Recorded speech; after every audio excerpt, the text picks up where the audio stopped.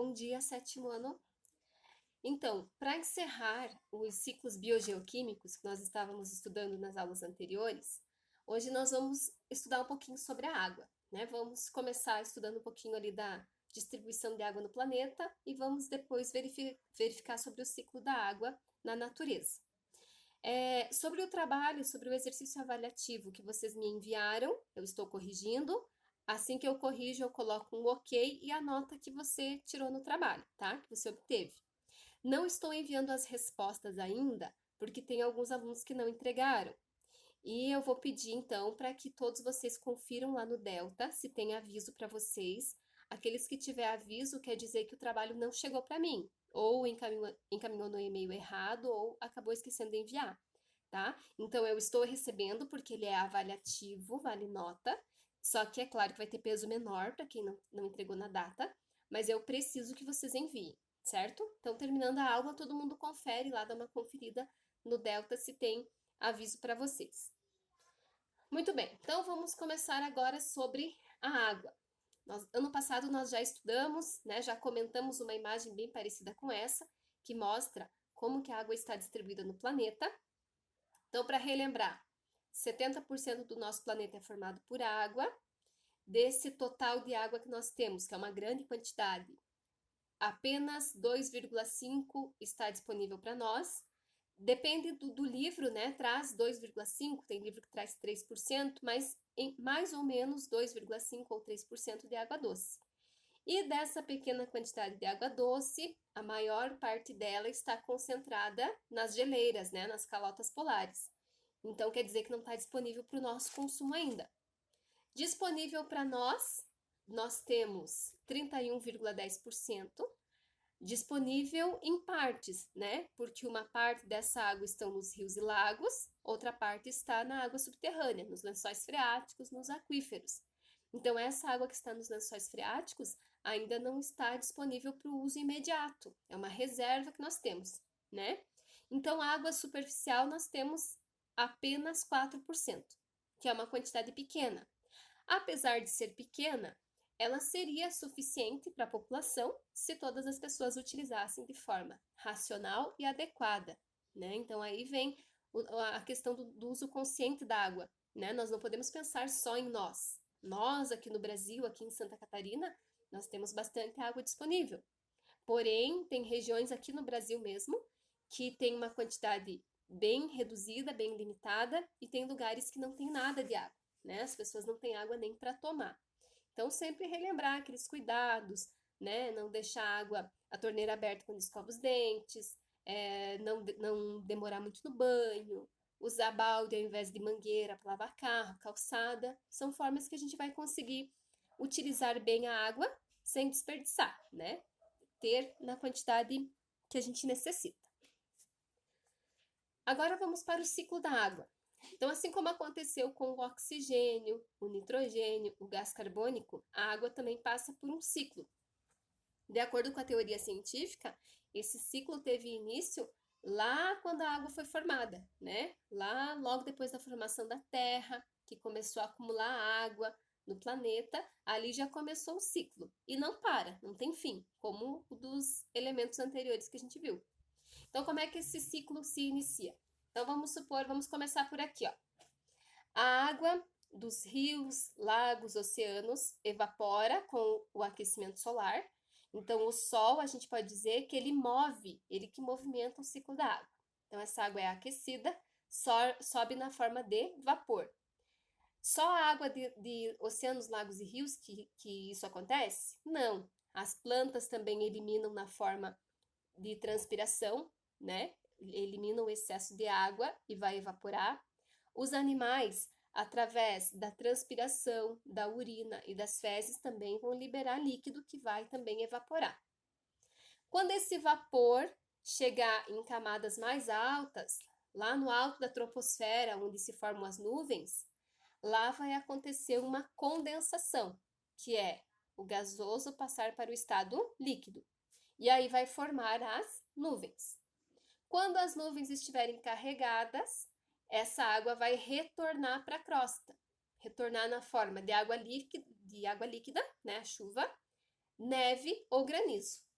Aí essa água vai retornar, uma parte vai ficar acumulada no solo para que as plantas consigam sugar para se manter vivas. Outra parte vai para os rios, lagos e oceano preencher aquele espaço. E uma outra parte vai ficar nos lençóis freáticos ou nos aquíferos, que vai ser o reservatório para a gente usar quando não tiver mais água disponível para nós. Os animais vão retirar a água desses locais, então vão ingerir a água, né, do lago, do rio. As plantas vão retirar a água do solo para sobreviver. E aí, depois disso, o ciclo vai recomeçar. A água vai evaporar novamente, vai formar as nuvens, a nuvem vai devolver a água na forma de chuva, neve e granizo e tudo recomeça. Então, não tem fim, né? Não acaba. Então, quando a gente ouve a frase a água vai acabar, a frase não está correta, né? A água não vai acabar. O problema é que, num momento ela está num lugar, em outro momento ela está em outra. Então, se eu deixo a torneira aberta, a água vai se misturar com o esgoto.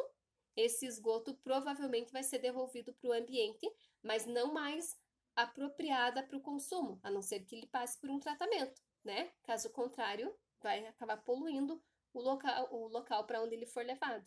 Então, por isso que nós temos que ter a consciência de usar bem, usar de forma adequada, para evitar que a água tratada, potável, própria para o consumo, deixe de ter essas características.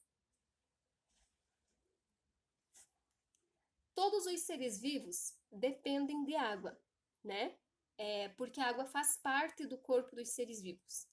Aqui nessa imagem, então, eu coloquei alguns exemplos de seres vivos e a quantidade de água que eles têm no corpo. Então, vamos começar aqui pelo ser humano, que é o nosso caso. Aproximadamente 65 a 70% do nosso corpo é formado por água. Por isso que nós precisamos ingerir diariamente. Aí você pode dizer, mas eu nem tomo água. O certo é a gente ingerir água líquida, né? Mas quando a gente consome alimentos, todos os alimentos têm um pouquinho de água. Alguns um pouco mais, outros um pouco menos, mas tem. Quando eu tomo um suco, tem água também, misturada com outras substâncias, mas tem água. Então a gente vai receber toda essa quantidade de água que nós precisamos, não somente tomando água pura. Através dos alimentos também a gente vai receber. O leite, 87% dele é formado por água.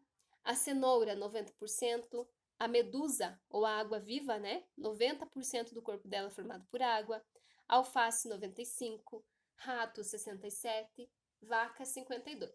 Então, cada ser vivo, ele precisa de uma quantidade diferente de água no seu corpo, mas todos vão precisar. O que essa água vai fazer de tão importante no corpo dos seres vivos? A água auxilia no transporte de substâncias. Ano passado a gente estudou que o sangue tem que levar nutrientes, tem que levar oxigênio. Se não tiver a parte líquida junto com o sangue, ele não poderia fazer esse transporte, né? Solvente. Como a maior parte das substâncias conseguem se misturar com a água, é possível a gente eliminar toxinas, materiais, estruturas, componentes que o nosso corpo produz e que não são mais benéficos para nós, podem ser eliminados dessa forma.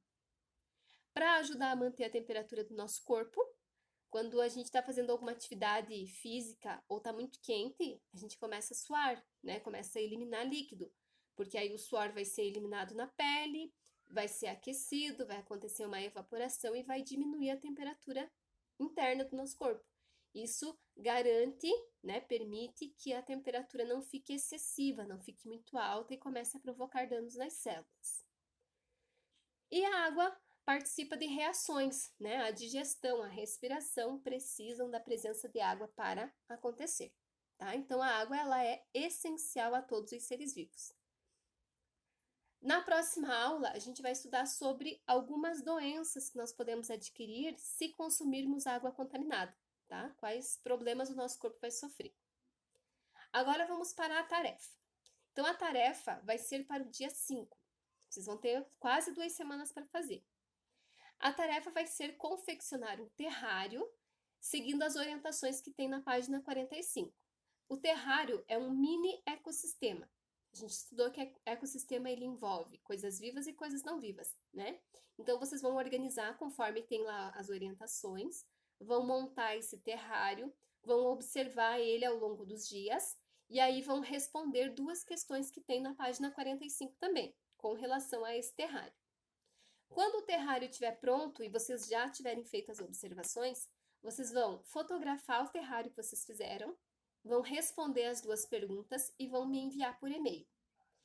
Essa atividade, ela valerá nota e vai ser a primeira nota do segundo bimestre, porque o primeiro já encerra semana que vem, né? Então, para outra semana, começa o bimestre seguinte, já vamos ter a primeira nota aqui, certo? Quando vocês forem observar lá as orientações, vocês vão ver que são materiais simples que devem ser usados. Terra, pedras pequenininhas, pedras um pouco maiores, uma garrafa de refrigerante, aquela de 2 litros ou 2,5 litros, se vocês tiverem. Quanto maior for o recipiente, melhor para fazer, tá? Então, ele é bem simples de ser feito. Se alguém tiver alguma dúvida, não entender como é que é para fazer, manda um comentário ali ou manda um e-mail que a prof vai explicando, tá certo? Então, hoje não vai ter atividade da apostila para fazer, nem do caderno de atividades, mas eu quero que vocês já comecem a organizar, a pensar como é que vão fazer esse terrário. Bom estudo, então, até a próxima aula.